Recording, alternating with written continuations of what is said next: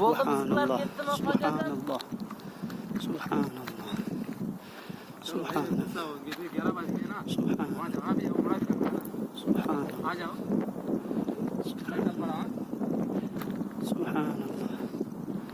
سبحان اللہ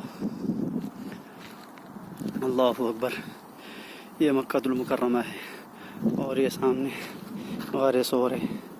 یہاں اللہ کے نبی صلی اللہ علیہ وسلم روپوش ہوئے تھے ہجرت کے موقع پر حضرت ابوبکر صدیق کے ساتھ. یہ غار ثور پہاڑ کی چوٹی پر میں ابھی کھڑا ہوں مکہ المکرمہ میں. اللہ تعالی ہماری آمد کو قبول فرمائے, ہمارے لیے ہمارے گھر امت کے لیے ہدایت کا ذریعہ بنائے.